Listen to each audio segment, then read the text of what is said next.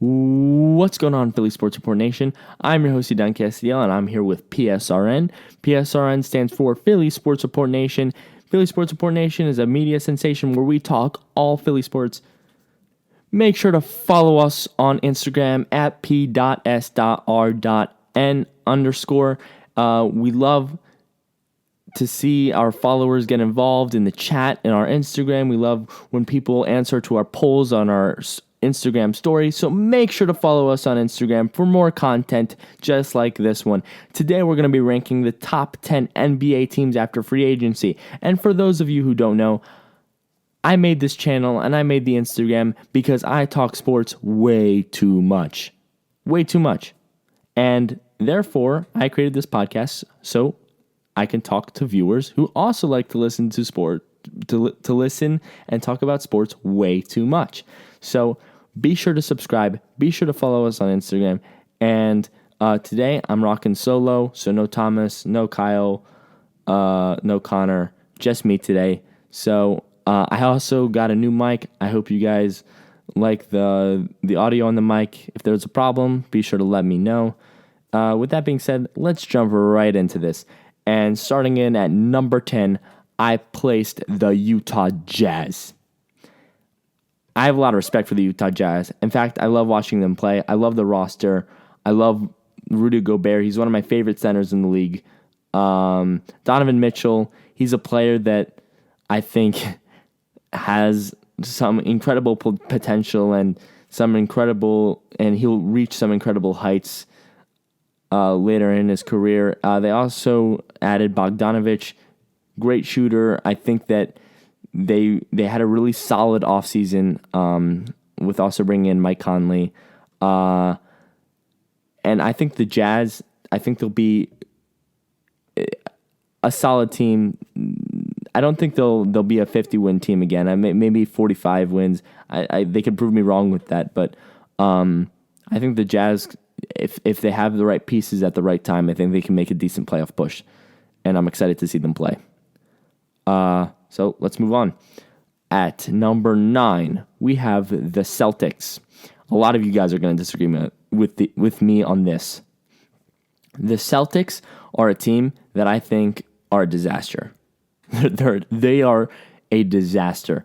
And I was even considering putting them at number 10 or maybe not on this list at all because of how badly they did in the offseason. I'm sure you guys are going to tell me that, Kemba Walker was a great addition for them. Yeah, Kemba Walker was a good addition for them. It wasn't good enough. They lost Kyrie Irving. Kyrie Irving is arguably the second best point guard in the league behind Steph Curry. They lost the second best point guard in the league. I get it, they had some locker room issues. I'm putting that out of the factor right now. They lost the second best point guard in the league. That's all you need to know. They downgraded. Kemba Walker, I'm sure he's going to be great for them, but he's not going to be Kyrie Irving.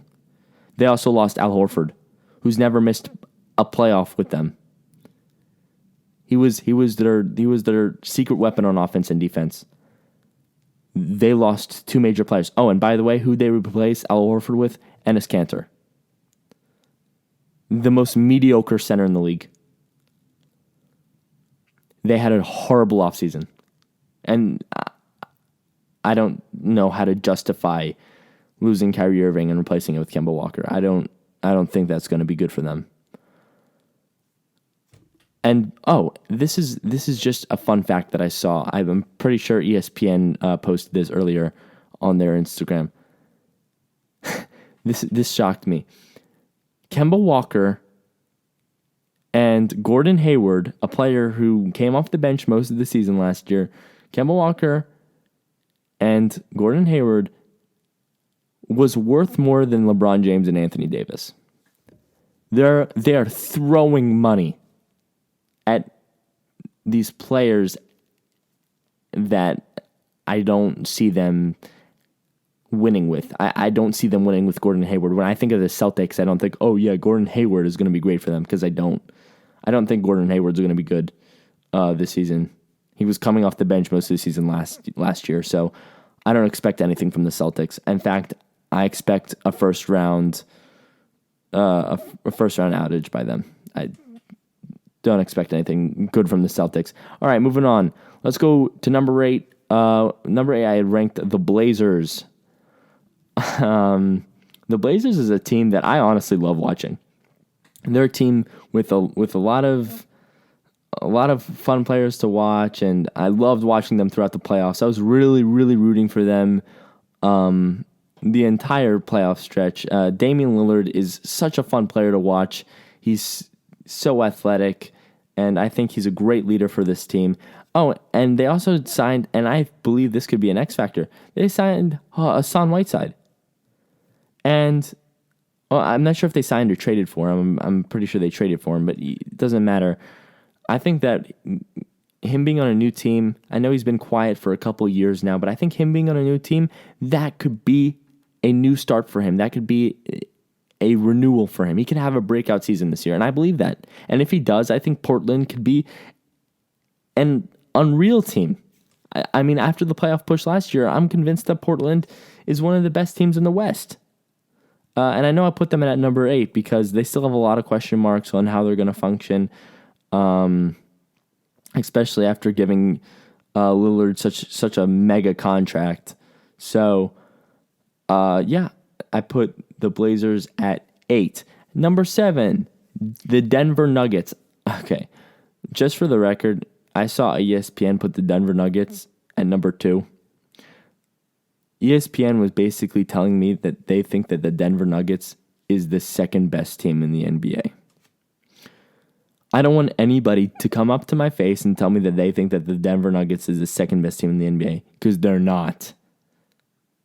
Obviously, by my ranking, I think they're the 7th best team in the NBA. I think they have some great players. I don't think they have amazing players. I don't think they have any standout superstars. I mean, they gave Murray a mega contract. Let me find his. They gave Murray a 5-year, $170 million contract. I don't think he's worth that much. I think he's a great player, but I don't think he's worth that much. Jokic, he's an awesome player to watch. He's an awesome center, maybe arguably the second best center in the league. But I definitely do not think that they're the second best team in the NBA. I think they'll have a nice playoff push. They're not. I don't think they're final contenders at all this season. So we'll see. We'll see what happens with them. All right, at number 6, I saw many power rankings not even put this team on the rankings. I find that extremely disrespectful. I'm pretty sure by me just saying this intro, you guys already know who I put at number 6. That's right. I put the Warriors. I don't care if they lost Kevin Durant, Steph Curry, Klay Thompson, the 2 best shooters. Some of the best shooters in NBA history, and then you put Draymond Green, one of the best defenders in the league. This team isn't done. And then they added D'Angelo Russell. They added D'Angelo Russell to the team. You're gonna tell me that D'Angelo Russell, Steph Curry, Draymond Green, Klay Thompson doesn't even deserve to be in the top 10 in the NBA? And by the way, you're not even thinking about their experience if they make the playoffs. You're not even considering Steve Kerr as their coach. One of the best coaches in NBA history. The Warriors are a force. I put them at number 6. I might have put them higher if they didn't lose Kevin Durant. There is no doubt in my mind that the Warriors will not be a top seed in the West. There's no doubt in my mind. All right, moving on from there, we're gonna move on to number 5, the Houston Rockets. The Houston Rockets is a team that I hate putting at number 5 because they're not that good. On paper, they're amazing. On paper, they have the 2 best scorers in the league. On paper, they have the best offensive leaders in all of basketball. On paper, they look like an unstoppable force. They look like they're going to score 150 points a game with James Harden and Russell Westbrook. But to me, that's not good enough. You know why? Because they can't work together. They're offensive forces within themselves. There's no chemistry. They can't play together. They're both on-ball players. Well, not James Harden isn't on ball, but he has the ball 90% of the time when the Rockets play. And now you add Russell Westbrook. All of a sudden you put two selfish offensive players onto one team. What's going to happen? Disaster. Oh, and by the way, you want to tell me that Chris Paul isn't a major loss? Because it is. It's a major loss. Losing Chris Paul isn't something that they should think or that they should take lightly. Chris Paul is a major part of their offense. If Chris Paul didn't get injured 2 years ago, we could be saying that the Rockets are NBA Finals and beat the Warriors in the Western Conference Championship. I don't see this working at all for the Rockets at all. I think they'll be a playoff team, sure, but I don't think they're going to get anywhere past the first round. They're going to have a first round exit right away. I can be proven very wrong on this too. So, let's move on from there. Number 4, I put the Bucks. Giannis, MVP. Chris Middleton,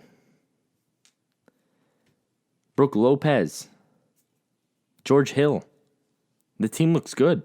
It looks great. But they also lost Malcolm Brogdon. I still think that the roster is solid, and I obviously have them as the 4th best team in the NBA. I think they're going to be an incredible team. I think they can make the conference championship. I think they can be a 1 or 2 seed. But I feel like Giannis is a player who is going to carry, just like Kawhi Leonard carried the Raptors last year. I think it's going to be the same situation with Giannis. So I find that those teams that depend on one player aren't usually the strongest, and therefore I have them as at number 4 and not higher. Even with how good the roster looks like. And that brings us to number 3, which a lot of you guys could say I'm biased in this opinion, and maybe I am because I'm a Philly fan, but I think it's fair that I say that the Sixers are the 3rd best team in the NBA. The Sixers starting 5 is arguably better than last year for them. I truly mean that. I get it. Jimmy Butler was a huge loss. Sure. Blah, blah, blah, blah, blah. I'm tired of hearing that. We got Al Horford, I'll take Al Horford's locker room presence over Jimmy Butler's locker room presence any day. Al Horford's experience over Jimmy Butler's experience any day. And now we got Josh Richardson to replace JJ Redick. Josh Richardson had outstanding shooting. Oh wait, no. I think he's replacing Jimmy Butler. Never mind. We have Josh Richardson replacing Jimmy Butler. He's basically a younger version. He can play defense. He averaged 16 points a game last season. He's young. He's on a cheap contract. How could you not be happy with that? And then we gave Tobias Harris a massive contract. Sure, would I have liked it would have been more cheap? Sure, whatever.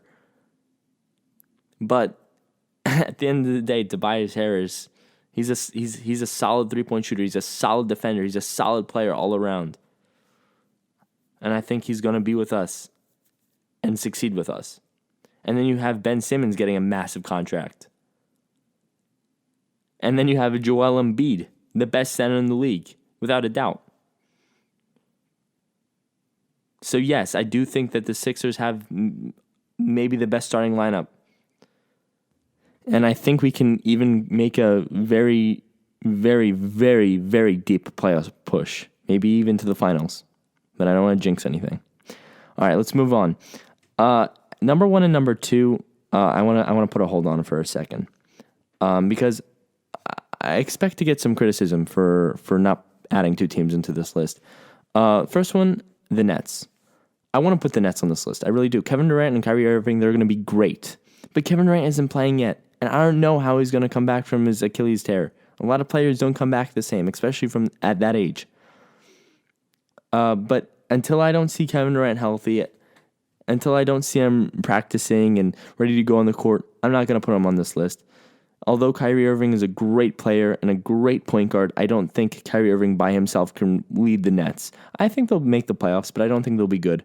I think everybody on this list that I mentioned is a better team than Kyrie Irving and the Nets. If you add Kevin Durant into that mix, it's a different story. But Kevin Durant's not playing this year.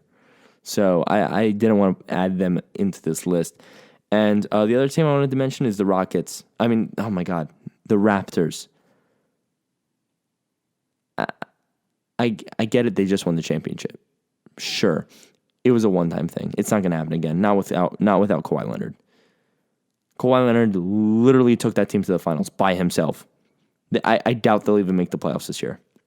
And I'm going on a limb. And I'm going out on a limb by saying that.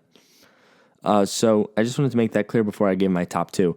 But let's move on to the top 2 now. Top 2 I want to announce together. My top 2 is Clippers and Lakers. And I had a lot of trouble, deciding who goes number 1 and who goes number 2. And I must say, I think the better duo between the two, between Anthony Davis and LeBron James and Kawhi Leonard and Paul George, I think Kawhi Leonard and Paul George are a much better duo. I think they're going to mix much better. I think they're both younger. I think that it's going to be really fun to watch them play. But then I thought, who is the better team? Because the Clippers, they have a good supporting cast with Paul George and Kawhi Leonard, but nothing like the Lakers have. I mean, just this offseason, the Lakers added Anthony Davis, DeMarcus Cousins, Danny Green, Jared Dudley, and Avery Bradley. That's just this offseason. The Clippers don't have a center like DeMarcus Cousins. The Clippers don't have a shooter like Danny Green. And LeBron James being the best player in the world and Anthony Davis being the force he is in the paint, I think the Lakers are going to be the best team in the NBA. As much as I hate to say it. I think Clippers can convince me very wrong very easily. But right now, as I'm looking at it, I think the Lakers are the best team in the NBA. Especially with DeMarcus Cousins and Danny Green. And don't tell me they don't have depth. They have JaVale McGee. They have Jared Dudley. They're a deep team. And with a very good starting 5. Watch out, NBA. The Lakers are coming. And therefore, I have Lakers at 1 and Clippers at 2. All right, so I'm going to read you my list, and we're going to wrap this video up. So at number 10, I have the Utah Jazz. At number 9, I have the Boston Celtics. At number 8, I have the Portland Trailblazers. At number 7, I have the Denver Nuggets. At number 6, I have the Golden State Warriors. At number 5, I have the Houston Rockets. At number 4, I have the Milwaukee Bucks. At number 3, I have the Philadelphia 76ers. At number 2, I have the Los Angeles Clippers. And at number 1, I have the Los Angeles Lakers. Ladies and gentlemen, that is PSRN's list created by Dan Castillo. I really hope you guys enjoyed this video. I would love to get more podcasts out, like a lot more, especially with this new microphone, which I'm still trying to figure out. So I'm sorry. I think that there might be some audio issues this time. Maybe you hear an echo or something, but just try to ignore it. Listen to the content. I'm still trying to figure this stuff out, but I'm really excited to see what this podcast can become. Make sure to comment, make sure to like, make sure to subscribe, make sure to follow us on Instagram at p.s.r.n, PSRN, Philly Sports Report Nation. I hope you guys have a great day, a good night whenever you're listening to this. And of course, fly Eagles fly, trust the process, and I'll see you guys in the next video.